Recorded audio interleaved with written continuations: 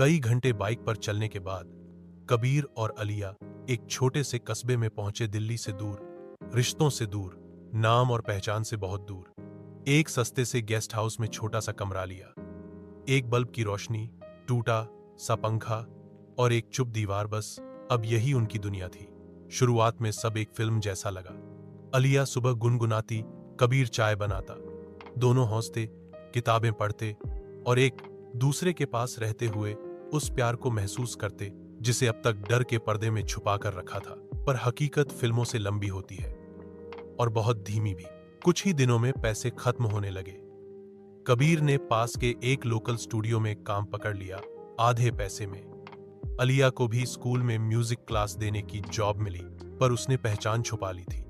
उसे अब भी डर था पकड़े जाने का नहीं, खुद से टूटने का। एक रात कबीर थका हुआ आया और देखा अलिया चुपचाप बैठी है। न गा रही थी, न मुस्कुरा रही थी। क्या हुआ?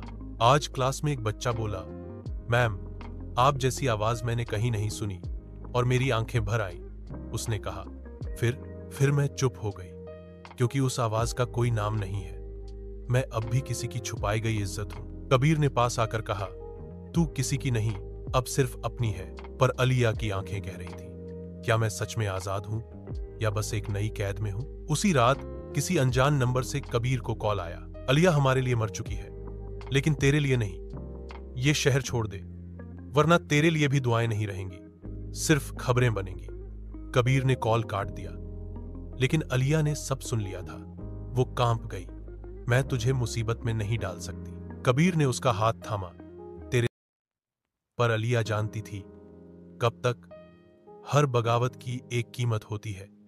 और अब ये मोहब्बत भी उसी मोड़ पर थी, जहां इश्क था पर इज्जत की जगह नहीं, जहां साथ था पर समाज की मान्यता नहीं, और शायद जहां मोहब्बत जिंदा थी पर लोग उसे मर चुका मान चुके थे।